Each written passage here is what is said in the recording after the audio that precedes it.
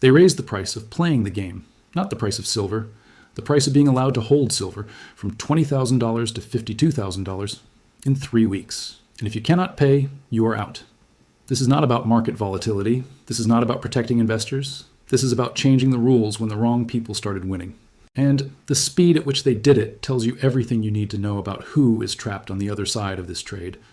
Let me show you exactly what just happened, because most people have no idea. They see silver prices moving. They see headlines about volatility, but they miss the mechanism that just locked them out of the market entirely.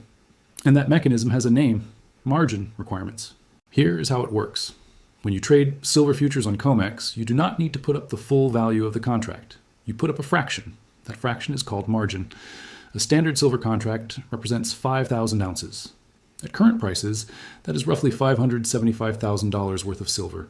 But you do not need $575,000 to control that contract. You need margin. And until recently, that margin was around $20,000. $20,000 to control $575,000 worth of metal. That is leverage. That is how futures markets work. You put up a small amount to control a large position. And for traders, for speculators, for anyone who wanted exposure to silver without buying physical, that $20,000 was accessible. Not easy, but accessible. 3 weeks ago, Comex raised margin requirements, not by a little, by a lot. First increase, 20,000 to 25,000, 5,000 more. Annoying, but manageable. Second increase, 25,000 to 32,500. Another 7,500, starting to hurt. Third increase, 32,500 to 52,000. Almost 20,000 more in one jump. Total increase in 3 weeks, from 20,000 to 52,000. They more than doubled the cost of holding a silver position in less than a month. And here's the critical part. They did this while silver was going up, not down, up. Let me explain why that matters. Margin requirements are supposed to reflect risk. When an asset gets more volatile, when price swings get bigger, exchanges raise margins to protect themselves from defaults. That makes sense. If silver is crashing and traders cannot pay their losses, the exchange is on the hook, so they require more collateral up front. Risk management. But silver was not crashing. Silver was rallying. Silver was making new highs. The risk to the exchange from long positions during a rally is minimal, because those positions are profitable. Nobody defaults when they are winning. So why raise margins during a rally? Why make it harder to hold long positions when those positions are making money? The official answer is volatility. They will tell you silver got too volatile, too many big swings, too much risk. The real answer is different, and once you see it, you cannot unsee it. Someone on the other side of this trade is losing, badly, and they needed to stop the bleeding. Let me show you who is on the other side, because this is where the story gets interesting. Silver has been in a structural short position for years. Certain banks, certain institutions have been betting against silver, selling contracts they do not have metal to back, keeping the price suppressed. This is not conspiracy. This is documented. JP Morgan paid $920 million in fines for manipulating silver markets, the largest fine ever. They got caught. But the short position did not go away. It just changed hands. It moved around. It stayed in the system. And when silver started rallying hard, when it broke through resistance levels, when it started climbing toward all-time highs, those short positions started losing money. A lot of money. Every dollar silver goes up, the shorts lose millions, tens of millions, hundreds of millions, depending on the size of the position. And here's the problem. When you are short, your losses are theoretically unlimited. The higher the price goes, the more you lose. There is no ceiling. So what do you do when you're trapped in a losing short position and price is running away from you? You cannot cover, because buying back that many contracts would push the price even higher. You would be buying into your own squeeze. You cannot hold forever, because the losses keep mounting every single day. So you change the rules. Here is how the margin hike works as a weapon. When margin requirements double, traders who were holding long positions suddenly need to come up with more cash immediately. If you were holding a contract with $20,000 in margin, you now need $52,000. That is $32,000 more in your account right now.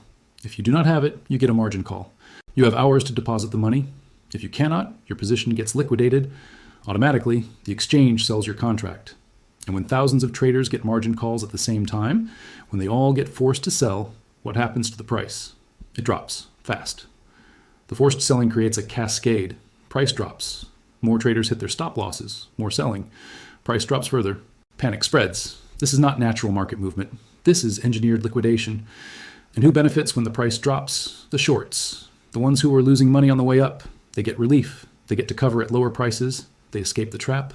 The margin hike is not about protecting the market. It is about protecting the shorts. Now let me show you the mechanics in detail, because understanding this is critical.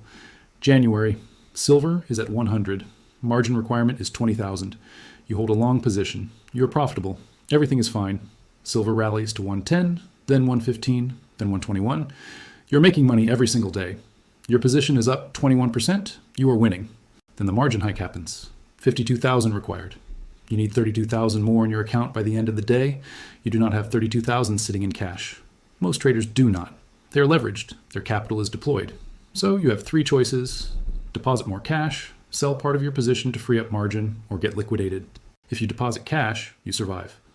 But you just tied up $32,000 more for the same position you were already holding. Your leverage just got cut in half. If you sell part of your position, you reduce your exposure. You lock in some gains, but you miss the rest of the move if silver keeps going up. If you get liquidated, you're out. Forced selling. At whatever price the market is trading. And in a fast-moving market, that price can be far below where you thought you would exit. Now multiply this across thousands of traders, all facing the same choice, all at the same time. The result is a wave of selling, not because traders want to sell, because they are forced to. And that wave pushes the price down, which is exactly what the shorts need. Let me give you the numbers, because this is not theory. This is what actually happened. Silver was at 121. The margin hike was announced. Within days, silver dropped to 108, $13. Gone in less than a week. Liquidations cascading through the system. Stop losses getting hit, panic selling accelerating the move, and on the other side, shorts covering, buying back contracts at 108 that they sold at 115, 110, 105, locking in profits, escaping the squeeze. The margin hike did exactly what it was designed to do.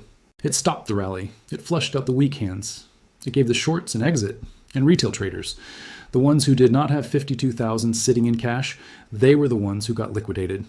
They were the exit liquidity. Now let me show you the historical precedent, because this exact playbook has been used before. 1980, the Hunt brothers. Two Texas billionaires accumulated a massive long position in silver. They were squeezing the market, driving prices higher. Silver went from $6 to $50 in a matter of months. The shorts were getting destroyed. And then Comex changed the rules. They implemented something called Silver Rule 7. It restricted trading to liquidation only. You could sell, but you could not buy. The Hunt brothers were leveraged. They had borrowed money to accumulate their position. When they could no longer buy to support the price, when selling pressure was the only allowed action, the price collapsed. They got margin calls they could not meet. They went bankrupt. Silver crashed from $50 back to $10. The rule change killed the squeeze. The shorts survived. The Hunt brothers were destroyed. Same playbook, different decade. The only difference is that this time, they did not ban buying outright. They just made it prohibitively expensive. $52,000 per contract, out of reach for most retail traders. The effect is the same. Reduce participation, force liquidations, stop the rally, protect the shorts. Here is what makes this particularly insidious. The margin hike was not applied evenly. Comex also raised margins on short positions, but not by the same amount. The increase for shorts was smaller, proportionally less painful. So if you were long, you got hit harder. If you were short, you got relief. This is not neutral risk management. This is tilting the playing field in the middle of the game. And the justification was volatility. But here's the thing about volatility. It cuts both ways. Big moves up, big moves down. If volatility is the concern, you raise margins equally on both sides. You protect against risk in either direction.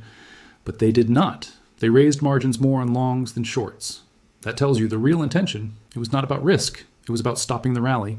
Now let me show you what happened after the liquidations, because this is where you see the trap in full. Silver dropped from 121 to 108, shorts covered. Longs got flushed out, mission accomplished, and then silver started recovering. Within days, it was back above 115. The dip got bought. The underlying demand had not changed. So the traders who got liquidated at 108, they did not just lose their positions. They lost their positions right before the recovery. They got shaken out at the bottom, and they watched the price come back without them.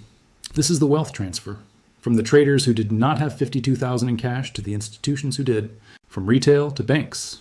From the weak hands to the strong hands. And it happens every single time there is a margin hike during a rally, without fail. Let me address the argument that this is just how markets work. That leverage is risky. That if you cannot meet a margin call, you should not be trading. I understand that argument. And there is truth to it. Leverage is risk. Margin calls are part of the game. But here's the problem. The rules were changed mid-game, After positions were established, after traders committed capital based on one set of requirements, if margin had been 52,000 from the start, traders would have sized their positions differently. They would have planned accordingly, but margin was 20,000, so they sized for 20,000. And then the requirement was changed to 52,000 after they were already in. That is not teaching traders a lesson about risk. That is moving the goalposts. And the speed matters. 3 weeks, from 20,000 to 52,000. No warning, no gradual adjustment. If they had raised it slowly, 5,000 at a time, over months, traders could adapt. They could adjust their positions. They could manage the change. But they did not. They doubled it in 3 weeks during a rally while longs were profitable. That is not risk management. That is a targeted action designed to create maximum disruption, maximum liquidation. Now let me show you what this means for the future. Because the margin hike is not just about what happened. It is about what comes next. 52,000 per contract is a barrier. It prices out most retail traders. It limits participation to institutions, to hedge funds, to wealthy individuals. The average person does not have 52,000 to put up for a single silver contract. They might have 20,000, they might have 30,000, but 52 is out of reach. So what does that do to the market? It reduces liquidity, fewer participants, fewer buyers. And in a market with fewer buyers, price discovery changes. The remaining participants have more control, more influence. If the goal was to suppress silver, to keep it from breaking out, to prevent another 1980-style squeeze, then pricing out retail is an effective strategy. Because retail is the fuel for squeezes. Retail is the FOMO buying. Retail is the momentum that drives parabolic moves. Without retail, the market becomes institutional only, and institutions do not FOMO. They trade based on calculated risk. They do not chase. So the margin hike does not just stop the current rally, it prevents future rallies. By changing who is allowed to participate, here is the pattern you need to see, because this is how control works. Step 1, silver starts rallying, breaks resistance, momentum builds. Step 2, retail jumps in, FOMO kicks in, volume increases. Step 3, shorts start losing, big losses, mounting every day. Step 4, margin requirements get raised, retail gets flushed out, price drops. Step 5, shorts cover, institutions buy the dip, price recovers. Step 6, retail is gone.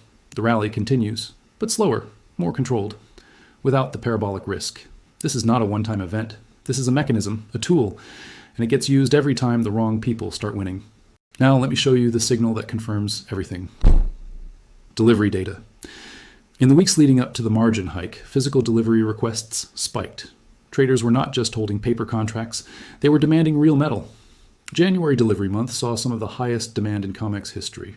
9th largest delivery month ever in a minor month. That should not happen. January is not a primary delivery month. Demand should be low, but it was not. Traders were taking metal out of the vaults. They were draining registered inventory. And that is what triggered the panic. Because if everyone starts demanding delivery, if the paper contracts turn into metal requests, the system breaks. Comex does not have enough metal to fulfill every contract. Nobody does. The whole system is built on the assumption that most traders do not want delivery. But when that assumption breaks, when delivery demand spikes, the exchange has a problem, and the solution is to reduce demand, make it more expensive to hold contracts, force people out, stop the delivery requests. The margin hike was not about volatility. It was about delivery. It was about protecting the vault, protecting the fractional reserve system that underpins paper silver. Let me give you the conclusion, because this is not complicated. It is just uncomfortable. The margin hike was a kill switch, designed to stop a rally that was getting out of control, designed to flush out retail traders who were starting to demand physical delivery, designed to protect institutions on the wrong side of the trade. It worked. Silver dropped from 121 to 108. Liquidations cascaded. Delivery requests slowed. But the underlying situation has not changed. Supply is still tight. Demand is still growing. China still controls exports. Inventories are still draining. The margin hike bought time, but it did not solve the problem. And the next time silver rallies, the same dynamic will play out. Shorts will get trapped. Delivery will spike. And they will change the rules again. Unless physical takes over. Unless the paper market becomes irrelevant. Unless price discovery moves away from Comex entirely. And that is where we are heading. Because every time they change the rules, more people lose faith in the paper market. More people move to physical. And physical does not have margin requirements. Physical does not get liquidated. Physical just sits and waits. Here's what you need to understand. If you are trading silver on leverage, you are playing a game where the rules change when you start winning. If you are holding physical silver, you are outside that game entirely. No margin calls, no liquidations, no rule changes. The system can manipulate paper, it can raise margins, it can force selling, it can create crashes, but it cannot touch physical, not directly. And that is why the gap between paper and physical keeps widening. Because paper is controlled, physical is not.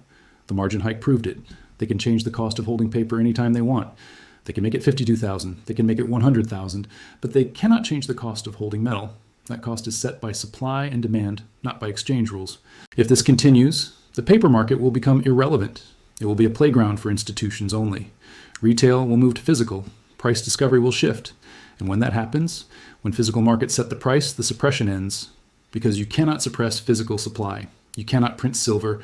You cannot create it out of thin air. Physical is real, and real is limited. By the time the system acknowledges that paper and physical have separated completely, it will already be too late. The moves that matter happen now, before the next margin hike, before the next rule change, before they lock the door entirely. Someone is holding physical right now. Someone opted out of the rigged game. Someone decided that 52,000 margin requirements are exactly the reason to stop playing.